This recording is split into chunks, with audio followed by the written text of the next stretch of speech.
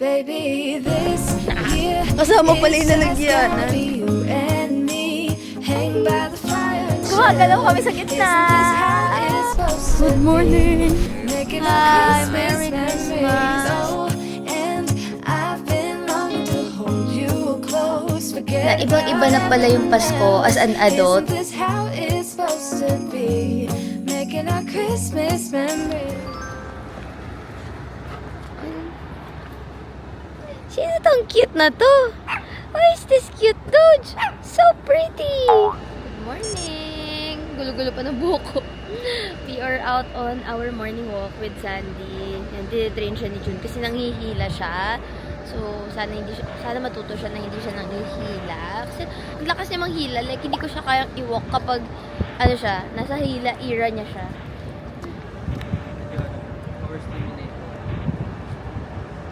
Sandy! Ay, ang cute ni Sandy dito. Ang ganda. Hi, Sandy! Hi! Golden. We're here! Close pa. This is the cafe of the day. Yan. 2 Lemon.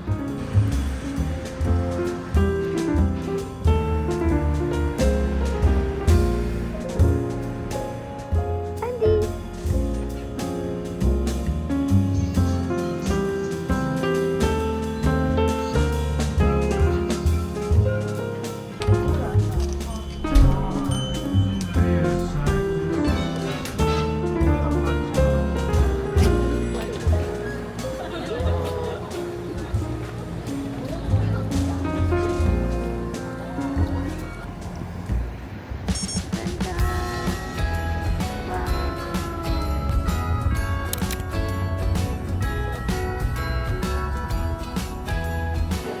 We're here in Grand Hyatt. Ganda naman, Christmas tree!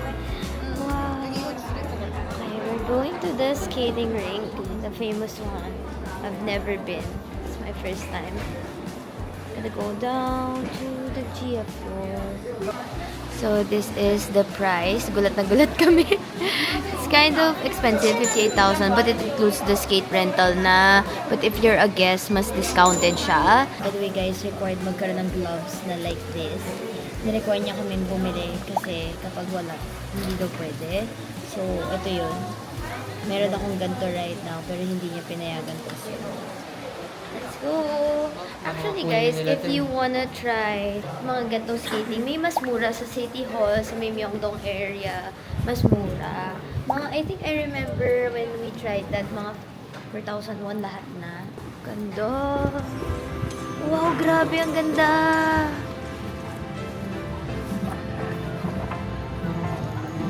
Ice skate rental. The vibe! Maliit lang pala siya. What a vibe though!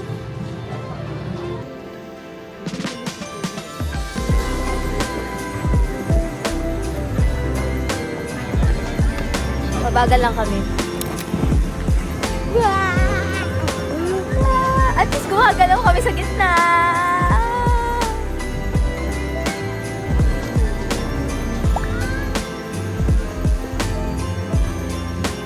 Ang ganda dito guys. Sobrang dreamy. Ang saya. Ang saya mag-skating kahit hindi ako marunong. Yun. So, ang ganda kasi ng yellow and ang ganda ng shoes nila. So,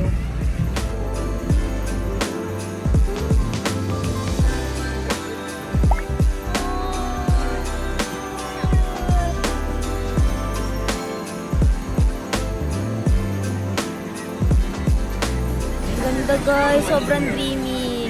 Nagpaulan sila ng parang fake snow. Parang bubble siya actually. Sobrang cute. Oh, nakakatuwa. Tingnan niyo, maabot siya dito. Nice. It's a nice experience. Sobrang happy ko. We done! Napakaganda ng vibe dito sobra. As in, sobrang dreamy and magical. Parang ganun. Ang saya-saya lang. It's a nice way to celebrate December 24th. I'm so happy! Bye-bye, skating rink. We back! It's our Christmas food. Strawberries na 29,001. Looks good. And grapes na 3,981. May gusto ka pa kuya dyan? Bumili kami ng ng strawberry, di ba? Kasama pala yung lalagyanan. Kaya siguro mahal. Wait, tingnan na natin yung cheese. Kasi yung lola ko, ever since natikman niya yung grapes plus cheese, aba, binigyan ko ng grapes one time. Sabi niya, asan na yung cheese? Na para bang. Ang cute ni mama. Ang cute ng namin, strawberry namin. May, naku. Baka may mag-uwi niyan sa Pilipinas. Ay. Okay, let's go to the convenience store. Let's check if may cheese. Okay, let's buy this. My favorite. Good morning. -6 right now. We're here in the airport. Picking up my daughter. Ang ginaw! Grabe si daddy. Ang galing niya. In fairness naman, nakalipad siya mag-isa. Pero tayo yung nag-set up ng e-travel yan. All guys, ang galing. Pwede na pala yun na ikaw yung mag-set up for a family member. That's what I did. Gamit yung e-travel account ko. E-travel ako for that. Wala namang questions whatsoever. Ang ganda ng Terminal 2. Usually, Terminal 2 is for Korean Air. I think. Or meron din bang iba? Anyway, usually kasi Terminal 1 tayo. Ano si Daddy? Diyos ko po, napag-antay ko siya ng mga 30 minutes. Sa totoo lang nakatulog ako. Hello! Hi! Merry Christmas! Today is December 25 pala. Pasensya na. Daddy, ilagay mo kaya yan dito? Ako na kami na. Kaya mo?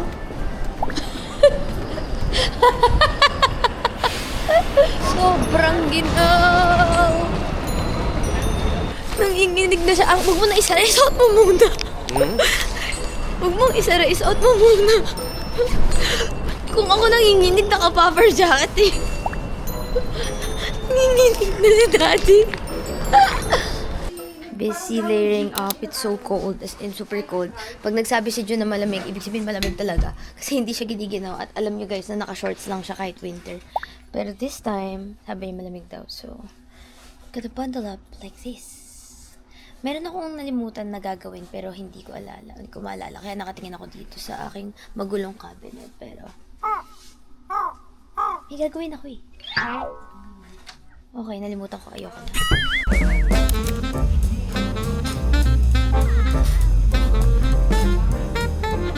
Merry Christmas!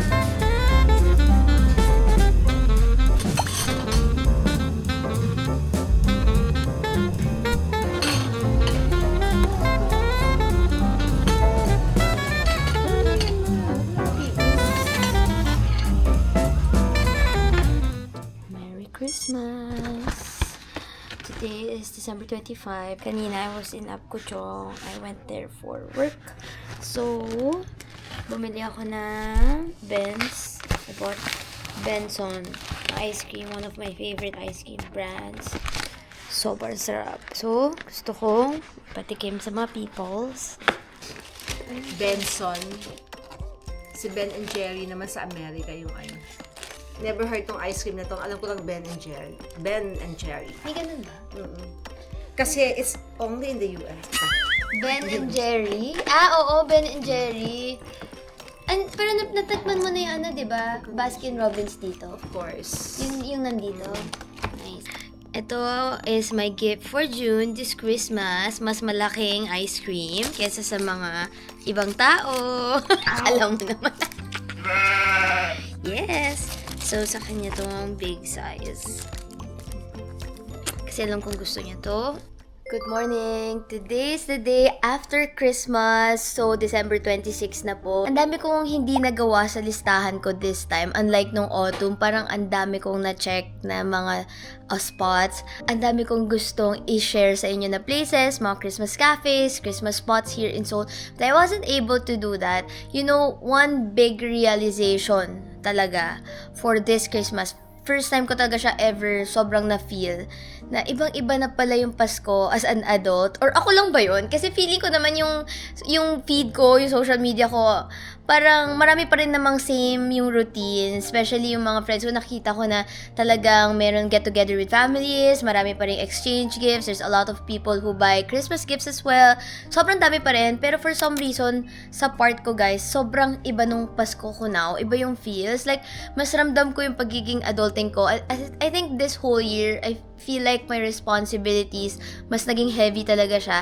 Heavier on a lot of things. Responsibilities, bills, my future, my life in general, and what's next for me, parang ganon. And also taking care of my health, kasi ang dami kong naging sakit, na operahan tayo this year, ang dami talaga nangyari. And I think moving abroad will teach you so many things, like mukhang masaya talaga, like parang I could get used to ganon, pero yung backside nun, yung behind the scenes nun, ang dami pa ring worries. Syempre, I'm not a citizen here and nothing is ever permanent, so I really have to parang invest for my future or save up for my future. So, iba na pala yung POV ng Pasko kapag adult ka na, and kapag sakto na lang yung money mo, like may binabudget ka, parang yung presensya mo na lang talaga yung maireregalo mo at this point in your life. Ako lang ba yun? Please let me know kung ako lang yun, kasi as a person na ang love language is gift giving, imagine nyo, hindi ko nabila ng regalo yung parents ko, yung lola ko, si June and all, which is, I usually do that. I love buying gifts for people. But this year, parang hindi ko nasama yun sa budget ko. Parang feeling ko sobrang strict ko now sa budget ko, knowing that I live in this, of course, beautiful apartment. It's quite expensive. I just flew my dog here, also expensive. And there's just a lot of things going on na parang gusto ko lang, parang feeling ko iba na yung priorities ko as an adult. Like, yung importante na sa akin now is, of course, saving up for the future. Pas feeling ko, the fact that I was able to flew my family here, si daddy.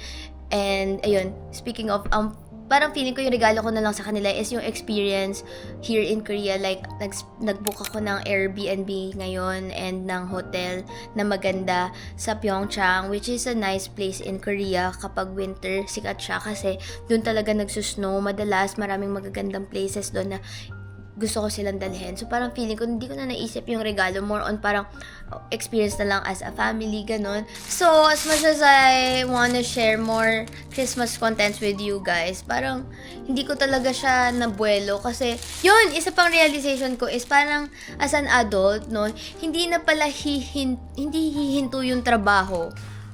Laging parang andyan na yung trabaho.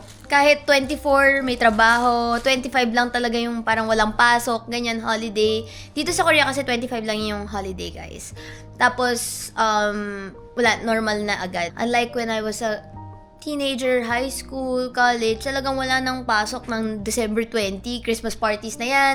Aantayin mo na, parang anticipation na gift shopping, gift giving, and all.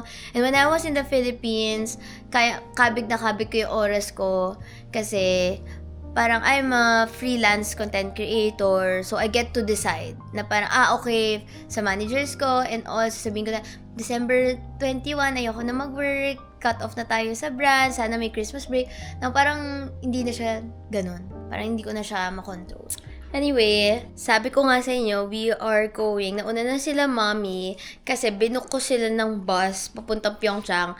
While kami ni June, it's going to be our first time na mag-drive dito sa Seoul. So, diba sobrang ganda kasi ng experience namin with Orcar sa Jeju. So, I booked another car rental with them. So, sila ulit yung ginamit ko, guys, kasi sobrang hassle-free nila. Nakakatuwa kasi if Seoul, Busan, yung ibubook nyo, guys, deliver pala nila yung car. Kung sa Jeju, ipipick up nyo siya somewhere, sa Seoul, sa Busan, and yung other parts ng South Korea, guys, dinideliver nila kung nasan yung hotel nyo, yung bahay nyo, yung Airbnb nyo, or kung saan man, basta may parking. So, kung walang parking, pwede naman sa isang parang station, like L7 Hotel sample, for example. Ililink ko sa inyo yung discounted link. Wala ko, hindi siya affiliate. Discounted lang yung link. So, dun kayo mag-book sa link na yon. So, yun, magdadrive kami. And, I'm packing. Yan, packing. Tapos, may isa pa akong kailangan gawin bago umalis. Tada! Ito ay mga damit ni Mami na iniwan niya dito na sabi ko, iuwi na niya please. Ganon. And ito ay mga i-unbox ko muna mga kupang orders ko for this trip. Makikita nyo. So, let's unbox it. First things first, let's unbox this big box. Hindi, box mo. Tagal ko na itong gustong buksan kasi hindi ako makabuelo kasi andito sila Mami. So, sabi ko, sakto na una yung bus nila. Unbox ko muna to. Ay, ang cute naman ng brand name. Mew. So, this one is for Sandy. Ang cute! Tada! Lalagyanan ng kanyang dog food. Kasi parang may lalagyanan yung dog food niya. Hindi ko alam paano ito pagganahin, pero nakita lang to ni June. Okay, next we have Sandy's haul! This one is actually a pet carrier. So, ay, ang cute! Ilalagay mo yung pet mo dito. Kailangan siyang magkasya dito. So, pupunta nga kami sa isang ski resort. And yung ski resort is pet friendly and pwede sumakay sa gondola yung pets. Nakakatuwa. So, sabi namin, just in case na hanapan lang ng carrier si Sandy, at least nandito siya.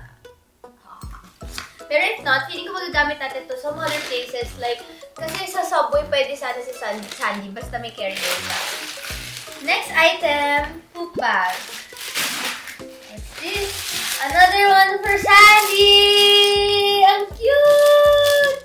This one is water bowl, and ito ay water bowl pa rin. Parang foldable na pang dog food niya. So, perfect. Perfect for traveling. Yan ang mga bibili natin now para sa ating bata-batika. Okay. Next, pet wipes.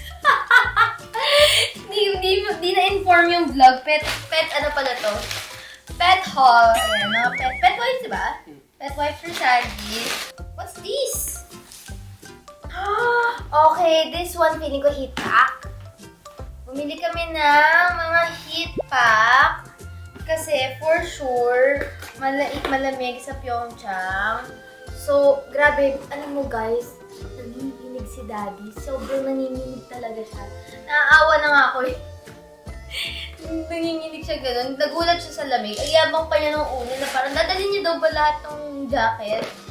Tapos, ayan. Ninaw siya. Next! Last! Oh my God! Ito ako pinaka-excited. Ito pa yung nahuli. This one, we got a parang diaper bag for Sandy. So, wala ko nakitang dog bag. So, if meron kayong dog bag brand na alam, please let me know. Pero, ito ay, search na lang ako ng diaper bag. Kasi usually mga diaper bag na pang babies, meron silang maraming mga bulsa and mga something. So, ito yung napili namin ni June. Cute! So, pwede kong i-backpack pag alis kami ni Sandy. Tapos, nandito yung mga gamit ni Sandy when traveling. Ay, ang saya! Sobrang saya ko, guys. Hindi nyo alam kung gano'n ako kasaya to invest on these items for Sandy. Kasi ang cute na may sarili rin siyang gamit. So, lahat ng to, makita ko sa inyo, di ba? Diaper bag talaga siya. Kasi tingnan nyo, ito ay isang malaking pocket. Tapos nandito yung mga pang, yung dodot. Yung dodot ng mga babies. Ganyan. Tapos dito, ang ganda kasi, ang daming compartments and ang daming pockets. This one naman is another pocket. Pwede yung mga treats niya. Itong area na to, pocket to for tissue. So, hihilay mo na lang yung tissue. Something like that para mabilis. And another sleeve na merong zipper dito sa dulo. Okay. Let's prep Sandy's bag. So, dadaling natin, lagi natin itong dinadala. Yung detangling spray niya, super bango guys. Pinupuri talaga siya pag nagwo-walk. Ang bango daw niya. We also have yung dental care spray niya. So, lahat to ay dadalhin natin dito. Treats. More treats. Fun fact, hindi po mahilig sa treats si Sandy. Dog food po ang hilig niya. Doctor tissue. Of course, yung kanyang damit. O, di ba hindi na ako nakapag-vlog sa dami ng nangyayari sa life? Here is you. Yan na si Jun tsaka si Sandy. Diba? Woo! First time driving! Hi! Hi! Excuse me? Pasakayin mo si ate. Annyeong! Making my way downtown, walking fast. Ah, Sandy, hi! We're here in the expressway.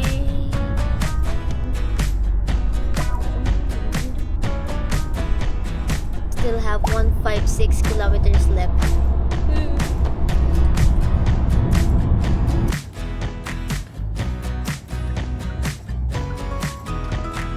Ganda. Guys, share ko lang na dumadaan tayo ngayon sa Han River. Ang cool, no? Han River pala to. Umabot hanggang dito. Ang cute. Ang cool. Ayan guys, madali lang naman medyo mag-drive here. Makikita nyo sa mga GPS nila, may pink line, follow the pink line. So ayan, merong pink line. Susundan nyo yun, parang ganon. Tama naman, di ba babe? Ayan.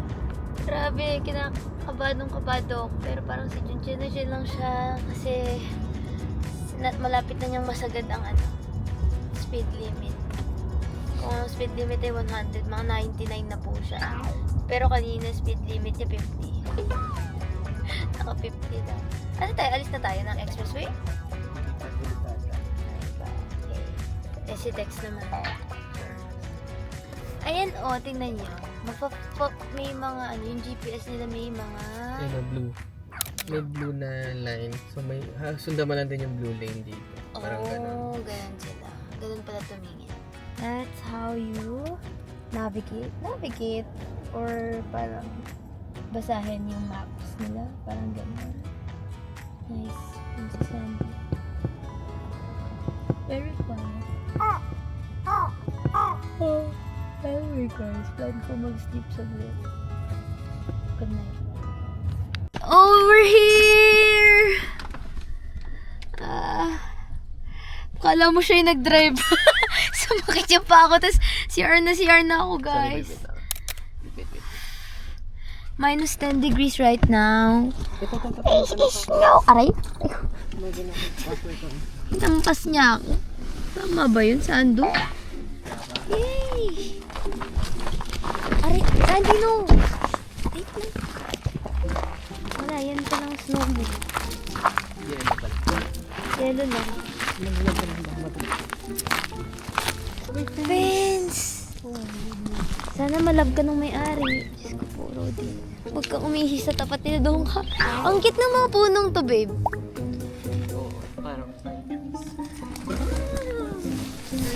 Okay, we're here. Nandito na sila.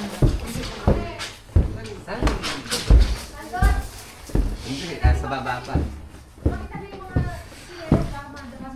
Finally here in this parang eating place. Sikat siya, Hanwoo Plaza. And pinick up nila kami, hinatid din nila kami.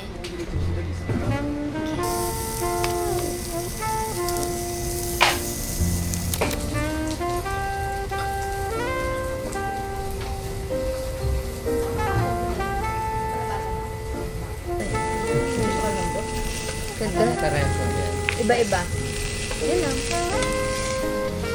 Iba-ibang part. Hi. Sit down. Very good. Baby, this year it's just gonna be you and me. Hang by the fire and chill. Isn't this how it's supposed to be? Making our Christmas memories. Oh, and I've been longing to hold you close. Forget about everyone else. Isn't this how it's supposed to be? Making our Christmas memories. Oh, la la la la, oh oh oh, la la la la, oh oh, la la la la, making our Christmas memories.